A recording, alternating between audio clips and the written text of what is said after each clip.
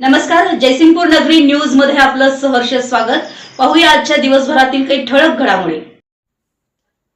पंचगंगा प्रदूषण करणाऱ्यांवर ठोस कारवाई करा, आमदार यड्रावकर यांचं प्रतिपादन। पंचगंगा प्रदूषणासंदर्भात मुंबई मंत्रालयात बैठक संपन्न। पंचगंगा नदीच्या वाढत्या प्रदूषणाच्या पार्श्वभूमीवर शिरोळ तालुक्यातील प्रदूषण निर्मूलनासाठी उपाययोजनांबाबत पर्यावरण मंत्री पंकजा मुंडे यांच्या अध्यक्षतेखाली मुंबई इथं बैठक संपन्न झाली। या बैठकीत आमदार राजेंद्र पाटील यड्रावकर यांनी व्हिडिओ कॉन्फरन्सद्वारे सहभागी होत पंचगंगा प्रदूषणाचा गंभीर प्रश्न आक्रमकपणे मांडला।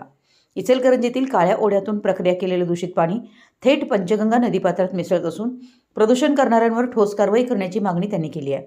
आमदार यड्रावकर म्हणाले, इचलकरंजीतील प्रक्रिया उद्योगाचं दूषित पाणी काळ्या ओढ्यातून पंचगंगा नदीत मिसळत असल्यानं शिरोळ तालुक्यातील नदीकाठच्या गावांना मोठा त्रास सहन करावा लागतोय।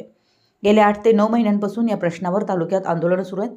मात्र आंदोलन झाल्यानंतर 4 दिवस प्रक्रिया बंद केली जाते आणि त्यानंतर पुन्हा प्रक्रिया सुरू करून दूषित पाणी काळ्या ओढ्याच्या माध्यमातून नदीत सोडलं जातं। हे किती दिवस चालणार? प्रदूषण करणाऱ्यांवर ठोस कारवाई का केली होत नाही, असा सवाल त्यांनी बैठकीत उपस्थित केला। पंचगंगा नदी प्रदूषित झाल्यामुळे नदीकाठच्या गावांमध्ये पिण्याचं पाणी, शेतीसाठीचं पाणी तसेच जनावरांच्या पिण्याच्या पाण्याचा गंभीर प्रश्न निर्माण झालाय।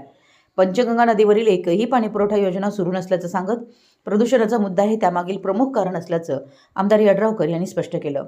प्रदूषण करणाऱ्या प्रक्रिया उद्योगधारकांनी दूषित पाणी शेतीमध्ये सोडण्यासाठी पर्यावरण विभागाकडे किती क्षेत्राचं प्रमाणपत्र सादर केलं आहे आणि प्रत्यक्षात संबंधितांकडे किती शेतींचं क्षेत्र उपलब्ध आहे याची खरी वस्तुस्थिती मंत्री महोदयांसमोर मांडावी असं सांगितलं। गेल्या 2 महिन्यांपासून प्रक्रिया केलेलं दूषित पाणी एकाही शेती क्षेत्रात गेलेलं नसून ते थेट पंचगंगा नदीत मिसळत असल्याचा दावा त्यांनी केलाय। 15 जूनपासून आज अखेर काळ्या ओढ्याच्या माध्यमातून प्रदूषित पाणी नदीपात्रात सोडलं जात असल्याचंही त्यांनी बैठकीत सांगून लोकांच्या जीवाशी खेळणं थांबवलं पाहिजे अशी मागणी केली। दरम्यान पर्यावरण मंत्री पंकजा मुंडे यांनी प्रदूषण नियंत्रण मंडळाच्या अधिकाऱ्यांना संबंधित भागाची पाहणी करण्याच्या सूचना दिल्यात। प्रक्रिया उद्योगाकडे प्रत्यक्षात किती शेतीचं क्षेत्र आहे याची खात्री करावी, तसेच काळ्या ओढ्यातून कोणत्याही परिस्थितीत प्रदूषित पाणी पंचगंगा नदीपात्रात मिसळणार नाही याची दक्षता घ्यावी असे निर्देश दिलेत। या बैठकीस इचलकरंजीचे आमदार राहुल आवाडे, आमदार अमल महाडिक तसेच महाराष्ट्र प्रदूषण नियंत्रण मंडळाचे अधिकारी उपस्थित होते। राजेंद्र पाटील यड्रावकर, आमदार शिरोळ।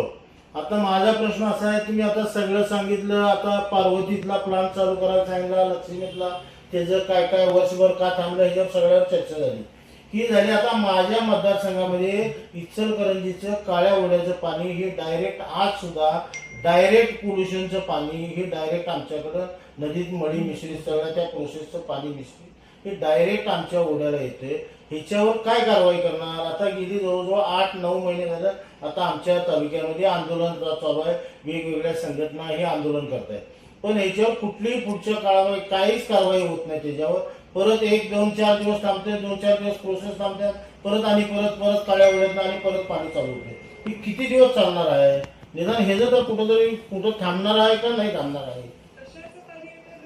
काळ्या ओढ्याचं इचलकरंजीच्या प्रोसेसचं डायरेक्ट नदीत पाणी मिसळतंय आणि ते पाणी पंचगंगेत मिसळल्यावर पुरा शिरोळ तालुक्यामध्ये पंचगंगा नदीकाठच्या असणारे गावं ही सगळी त्याच्यामुळं ही त्यातनं अडचणी देतात।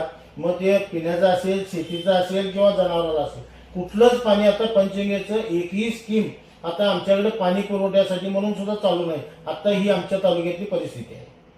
मला एक महिने सांगा, तुम्ही प्रत्यक्षात तुमच्याकडं प्रोसेसवाल्यांनी किती एकराचं तुमच्याकडं सर्टिफिकेट दिलंय आणि प्रत्यक्षात जागेवर सर्टिफिकेट किती आहे याची तपासणी केली आणि त्याची वस्तुस्थिती मंत्री महोदयांना सांगायला पाहिजे तुम्ही। आमदार साहेब बघा, आता 2 महिने झालं एक थेंब ही त्या शेतात पाणी गेलेलं नाही।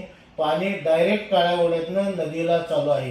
गेल्या जूनपासून जवळजवळ 15 जूनपासून आज अखेर तिथं काळ्या ओढ्यातनं डायरेक्ट पाणी चालू आहे। शेतात कुठेही पाणी गेलेलं नाही। आपण प्रदूषणाच्या अधिकाऱ्यांना तपासायला लावा, एकदा तपासून लोकांच्या जीवाशी खेळ हे आता कवा तर बंद केलं पाहिजे आणि ह्याच्यावर कधीतरी सिरियस व्हायला पाहिजे।